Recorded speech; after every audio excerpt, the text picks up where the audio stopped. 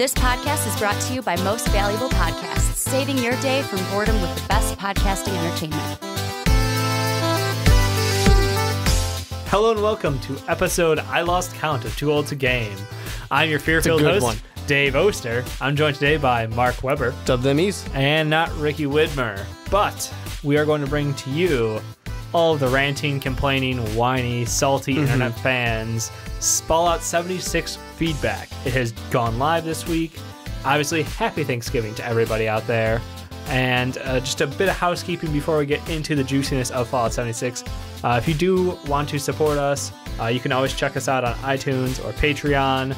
Love the support. And if you do hit that $10 tier, you can join us for the inaugural episode of a Patreon Too Old to Game, which would be pretty dope because it would be like a 40-minute block just talking video games. You could be talking shit about Fallout 76. You could be with us talking shit about Fallout 76. It's a good time. Yeah. We started before the show. We'll continue on through the show. But let's get into it. Fallout 76 did officially launch this week. Much to the dismay of people, the beta wasn't quite a beta as much as it was, like bait for people to pre-order the game. Yeah. And get them and just take their money. And take the money. And that surprises me too. I think it's a weird tactic to be, and it's not like Bethesda is the first people who are doing this. No. But to say, hey, this game that you just bought, we're going to let you play a small version of it a little bit early if you pre-order it. So, we're just going to let you play your game a little bit early.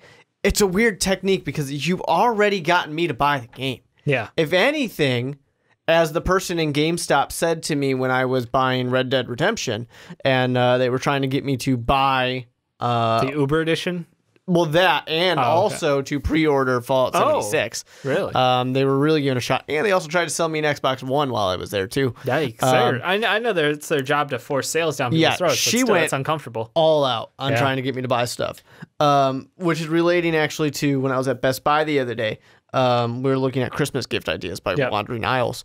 And this guy, we wandered into the Xbox aisle, and he was like, hey, you guys want this Xbox One? It's, the One X, it's new. And we're like, yeah, we don't want it. And he, literally would not go away. Just kept on his dude, page. I'm not buying this Xbox. Yeah. So, very much like that for GameStop Girl, I was not buying Fallout 76. But if I'm somebody who already pre-ordered it, you don't want me to play this beta, right? Because she literally said, put $5 down on it, play the beta, because I told her I wasn't even sure that it was going to be a good game. And if you don't like the beta, cancel your pre-order. Because you only have to put $5 down. It's true. Right? And for GameStop, this is their money-making technique. So I'm pretty sure that $5, could be wrong, but I don't think it's refundable. That makes sense. So it's don't let me play the beta where I can cancel my pre-order. Yeah. Which is a weird decision. So, this was a game that already people were not happy about. They weren't excited about it. They weren't, obviously some people are, but a lot of true core, and true, someone might get mad at me for using that word, but a lot of hardcore Fallout fans were very mad about the direction they were taking this game once we learned a little bit more about it pre-E3. Right.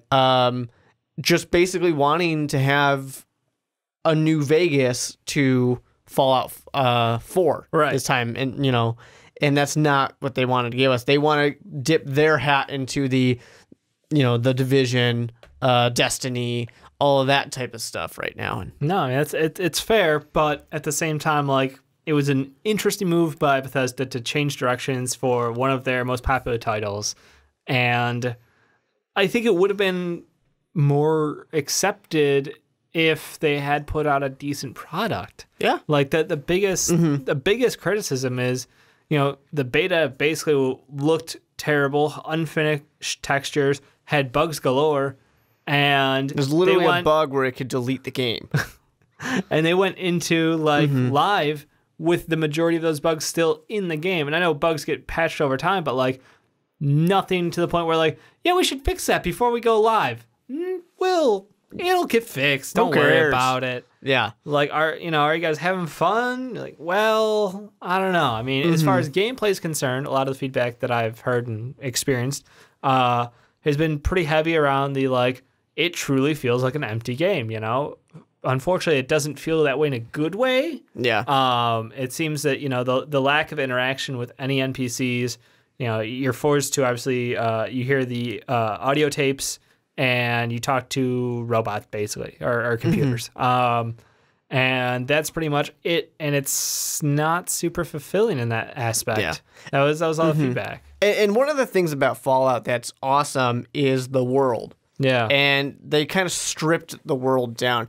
And I wonder about it because I don't know the huge story of development for this game. Like, was this a story that they always wanted to tell? Was this something that they just cooked up in a way to put this out there in an online type of version? Because NPCs online don't always work out super well. Right.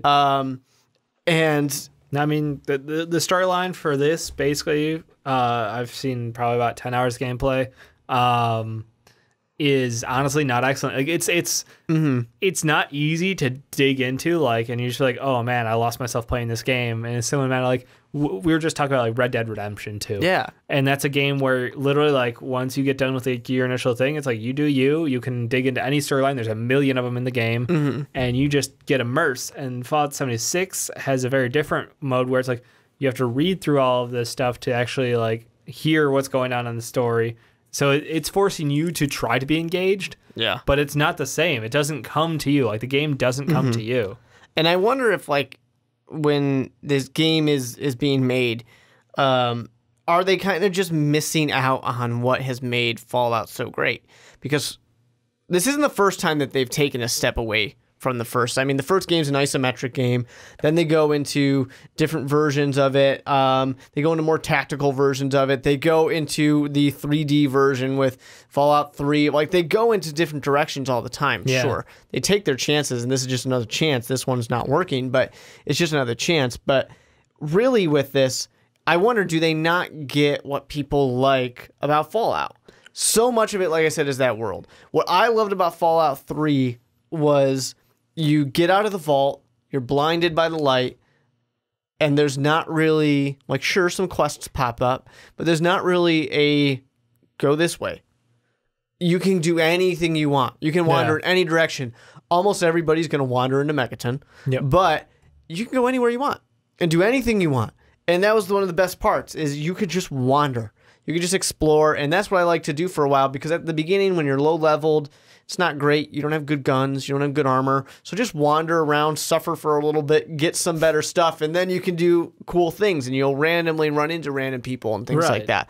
But the world does still feel kind of desolate and things like that, too, because it is post-apocalyptic. Of course. But when you go to the extreme, when you take away the running into a random town and, oh, there's these people here, let me go explore this storyline.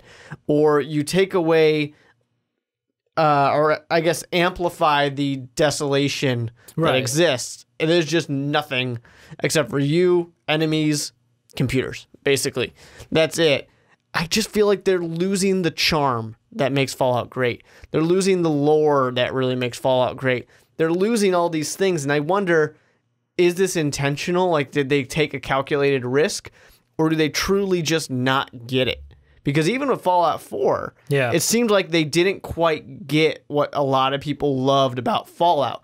The joke is always, you know, press X for yes, square for yes angrily, you know, circle for yes questioning, or D for some random thing that means yes. And, you know, it's ridiculous in that case. People, they seem like they didn't understand that we like the choices and stuff like that. So people are very upset with Fallout 4 anyways, because it was already too much of a departure.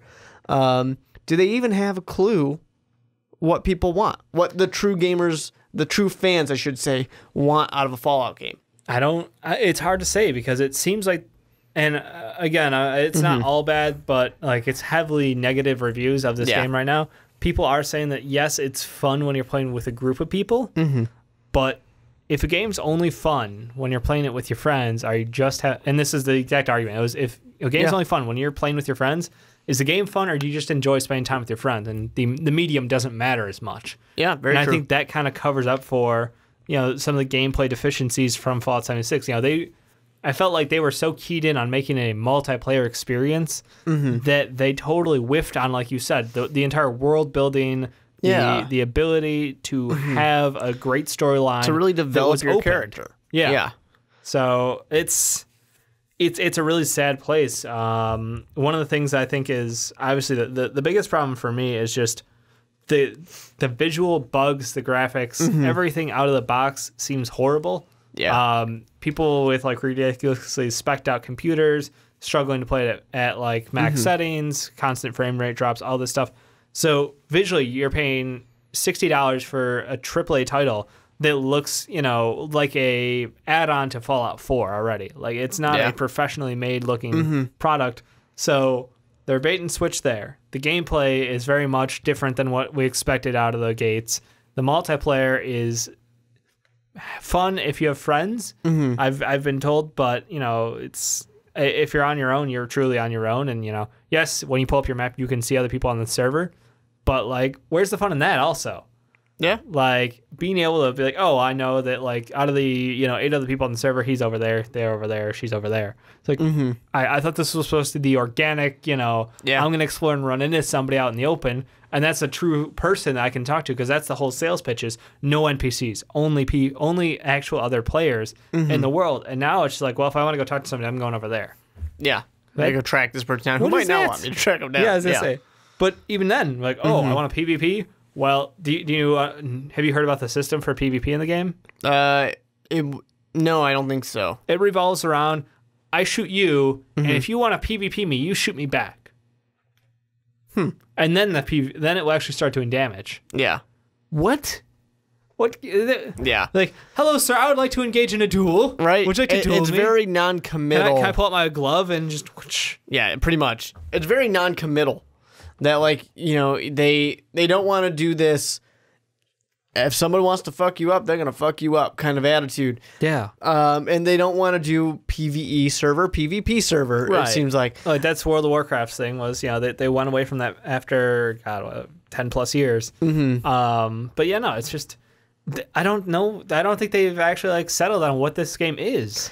I feel like it's live and we don't know what the game is. And here's the thing I wonder about it, because they obviously wanted to get into this whole Destiny market and the Division and stuff like that. And I leave World of Warcraft kind of out of it because it's its own a different beast, thing. yeah. But when you take away World of Warcraft, and I know that people had fun with Destiny, but Destiny is riddled with mixed reviews.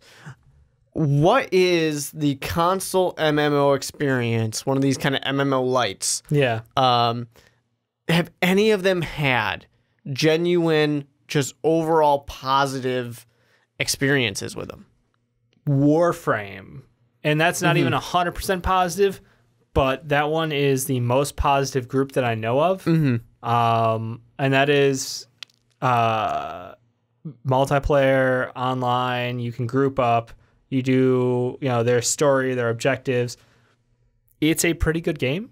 It's a deep game. So like plug for Warframe. It's a game I tried to get Ricky into, and then by the time like he got it, like I'd already been like, meh, next game. Yeah, see you like later. it's good.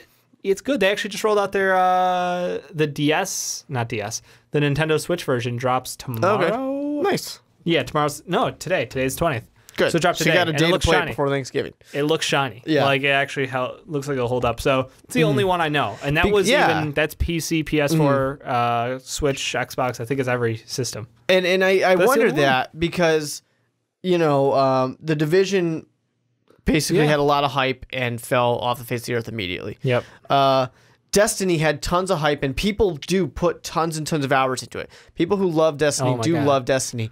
But it is riddled with people saying incomplete game, storyline is shit. Yep. Like all these complaints about it not being a good game, not being a good system. No, that's a funny thing is I've got a group of coworkers and they love Destiny too. But I've never heard someone say so many bad things about the game, and yet they still dump dozens of hours into it a week. And it's like, you guys have a problem. Like, well, we like playing together, and it's got fun mechanics. And that's exactly what you brought up before. Of it's just people just want to do something with their friends. I mean, you could give them Call of Duty, and they'd probably do the same thing.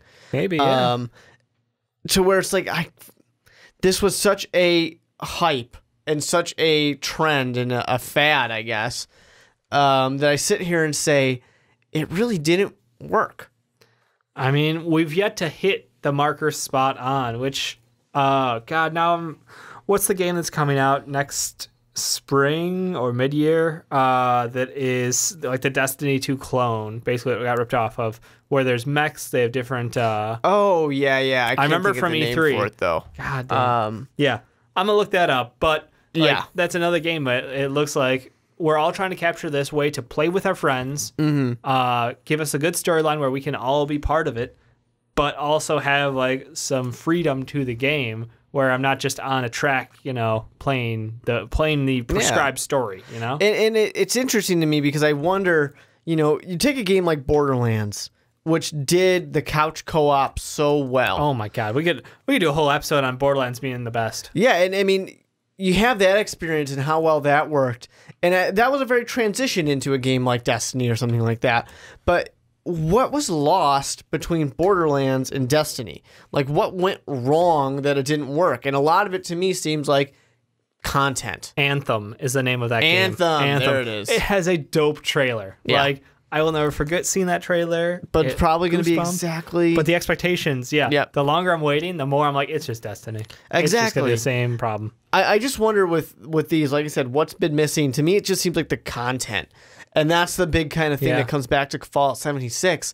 It just doesn't necessarily seem like there's all that much or enough content for you.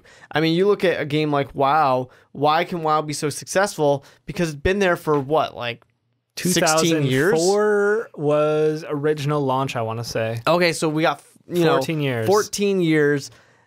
There's a ton of content. There's a ton of story. Plus, that was on top of the World of Warcraft lore, which started in 1992? Yeah. So someone's going to call me on that have one, but yeah. all of this, and then you get into a game like Fallout 76, which has a ton of lore, has a ton of history. Exactly. But it's just like, walking out of Vault 76. we're giving you the bare minimum. Have fun with it. Yeah. Destiny, we gave you only part of the game. You got to buy the rest of the game later. Yeah. And even then, like, the expansions are too short when they do go live. Can't, like, all right, if I'm starting a game company tomorrow, I'm going to build a game with you, Mark. Yep. My first thing, we're going to figure out what kind of game it is. Sure. How it's going to be played. And then we're going to figure out the storyline. And by storyline, I'm going to hire Brandon Sanderson. Yes. Let's get Sanderson out here and let him just do have it. him do it. He'll have a whole freaking epic story in about a week and a half. And that's his in the turnaround meantime, he'll also write like 3 books. Yeah. Like, get someone who is, that's, okay, can I be honest? Like, when because I've actually looked into a couple of game dev companies, and that's one of the things that I don't see job postings for often is for storyline design. Yeah. And it seems like it's such a huge miss. And I don't know if it's because like the people who come up with the games are like, oh no, I've got a vision in my mind, and it just doesn't translate down to, into the game how they expect it to, or maybe they're just shitty at it. Yeah. But like, why not go out and get some of the best talented writers out there today to help engineer a storyline? Could you imagine like a world created by Sanderson in video games? Yeah. Like, I get it. You'd have to work with him because he'd write some shit that can't be done. Exactly, but, like, you can find a middle ground with someone who has the creativity of a professional writer and then mix that into your gameplay, and like, we could just make things happen. Right, and like they were trying to make a Mistborn game and it got scratched because it couldn't be done. It's just not possible with the magic system that exists. Yeah. In that world. But like, if he comes into it understanding that I can't have, how many was it? It was like 12 different kinds of magic that can be used at different times on top of the other kind of magic that can be used. He writes the rules of the world so well. Exactly. Like, if he's going to come into a video game understanding, I can't go that crazy. Yeah. Let me tone it down. Here's what we're aiming at, and he will run with it. And it doesn't even necessarily, like, he's known for being a magic guy, but he's written sci-fi books and things like that too. Yeah. It doesn't have to be that. You can get a guy like that coming in and saying, hey, we're going to contain you a little bit, but here's a chunk of cash.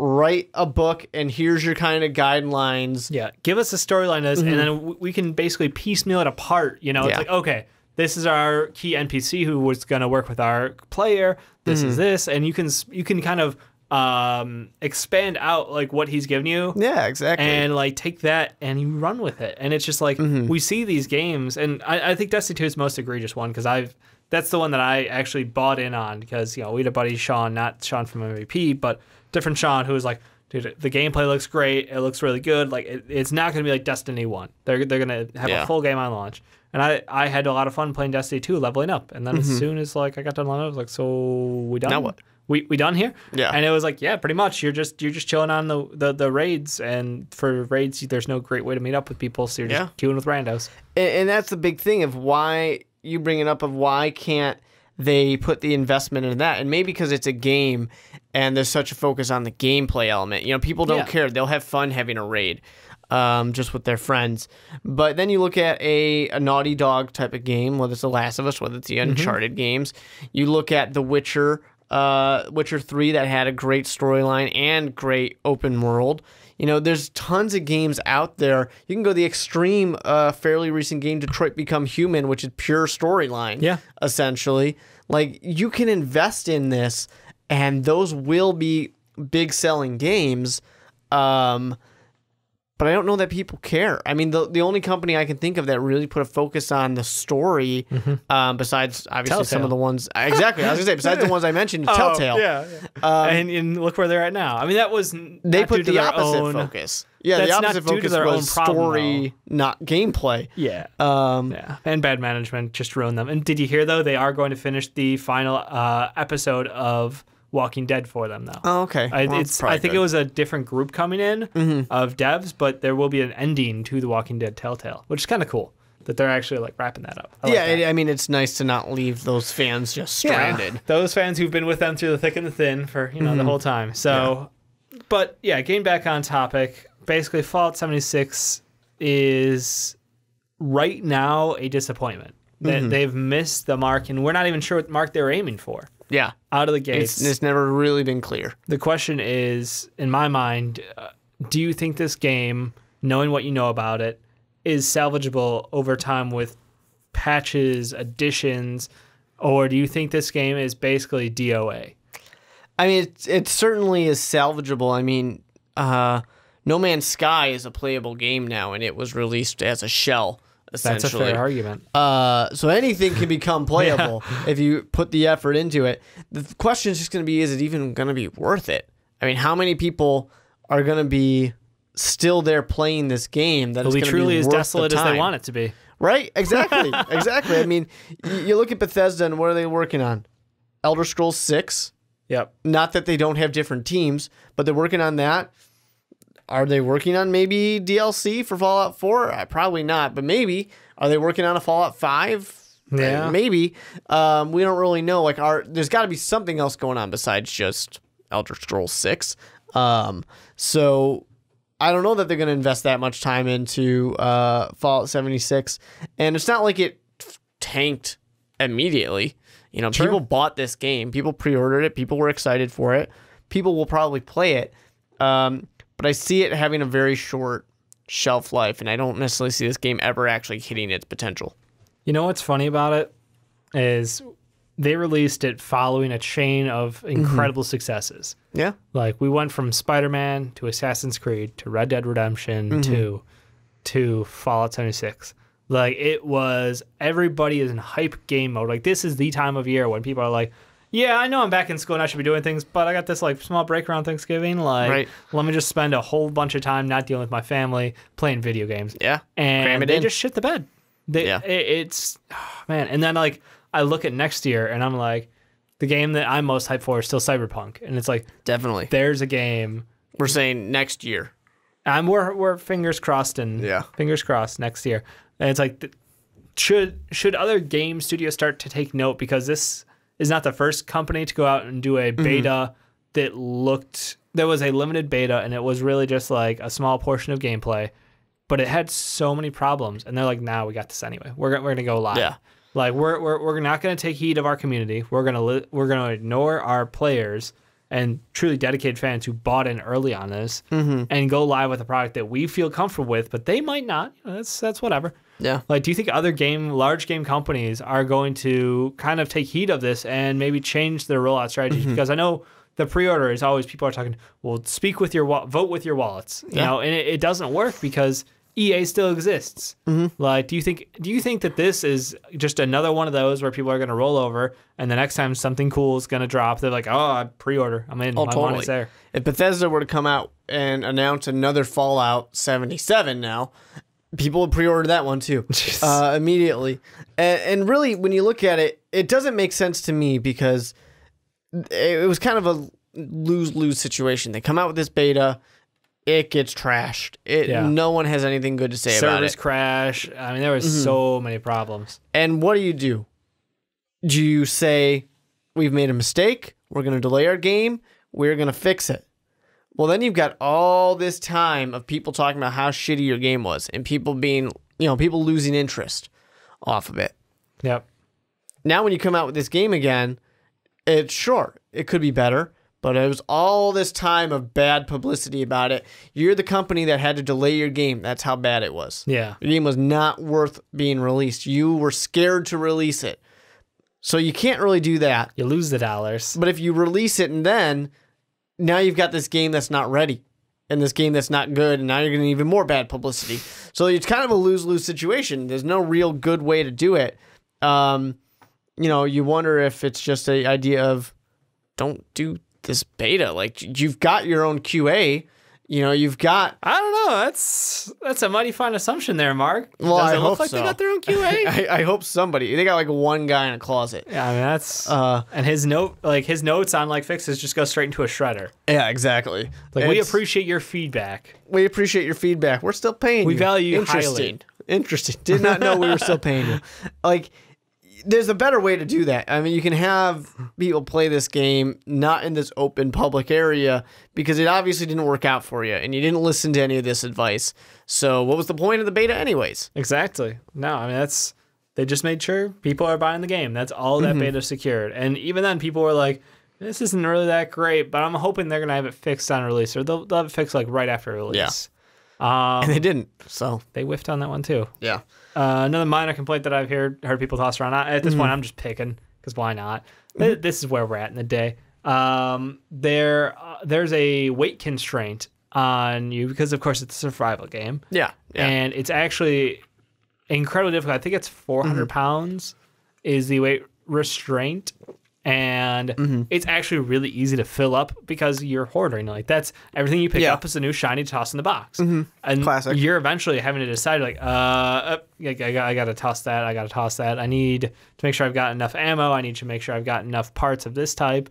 I've got 50,000 of these, but only 2 of these. So it's just it adds in unnecessary management. And I think that kind of is the whole point of a survival game. Is I can pick up everything I fucking want to and stuff it into a closet somewhere and have it for when I want it. And I mean, that is very Fallout, though, the weight limit's always there, and 400 pounds is actually pretty good of a weight limit for a Fallout game. Yeah. But one of my favorite things would always be you're in some, I'm going to use the word dungeon, but it's probably a factory or something like that. Yeah. And you get 500 pounds worth of stuff, and your weight limit's 200 pounds, and you're going to really slowly trek your way all the way back to a store where you can sell some stuff. Yeah. You got to do it. They just, let me do this, pulling forward on the joystick, and we'll change the channel. Let's watch something now. And you just go. And I'll check back in on 20 minutes. Yikes. I'll check in again. Because, the weight limit's always been there, so it's not something that bugs me necessarily. I get there's a weight limit, but it just seems like right now it's low, and people are saying, oh, it will get better. It will get better. Yeah. And I feel like that's everybody's tagging the whole game. Like every single aspect of, it'll get better. It'll get better. They just did patch it today. There's a decent sized patch that dropped for it for some bug fixes, but are you going to still be playing it? That's the big thing for these people. It's going to be better, sure, but you're playing the game now. Right. You're not playing the game tomorrow. There are games readily available to take up my free time. Yeah. And if you launched a game that after I dropped in, several hours and I'm not thrilled with it, why would I come back? And I don't have any reason. The gameplay isn't exactly the most thrilling. I'm not super deep in the storyline because basically I have to I have to engage myself into it. The world doesn't do that for me. So no, and if you don't like the normal gameplay of it, the end game's not much different. Yeah. It's there's hope for it. I agree with you though, Mark. If any No Man's Sky should be the banner up right now at Bethesda. Yeah. If they can do it, we can do it. Exactly. If they can salvage that game that had so much hype and promised the world to people, we can do it. Yeah, and it really fell apart for No Man's Sky. I don't necessarily think that Fallout 76 has fallen to that level. You know, people are week one. People are not ready to burn the building down. Yeah, let's not burn the building yet. But I think that it doesn't necessarily matter in the sense people are still going to pre-order. We have this conversation all the time. Yeah. People are always going to pre-order. That trend's never going to stop. So, unfortunately, for a bad word for not having a better word, the clunkers, essentially, the games that just plain suck. There's always going to be plenty of them. Yeah. And that's all right. You just kind of wait for better ones. Unfortunately, if you're pre-ordering, you might get stuck with a few of the clunkers in that case, that you have to just let them collect dust or sell them back to GameStop for a couple pennies. True. So true. Well, if you like exploring open and empty worlds, and if you have friends who are going to play with you during specific hours, Fallout 76 has something for you right now. If you don't have either of those, or you don't like them, then I would consider waiting on this one, and let's see what Bethesda does roll out. If you don't have friends, Fallout 76, probably not for you. Not your game. Yep. That will do it. This is a one-off week. We really just want to go heavy on this Bethesda and Fallout 76 release because it was so well received. Yeah, we just had to get in on that. Yep, got to join in on the fun. Thank you so much for listening to us this week. For Mark Weber, I'm Dave Oster. We'll catch you next time.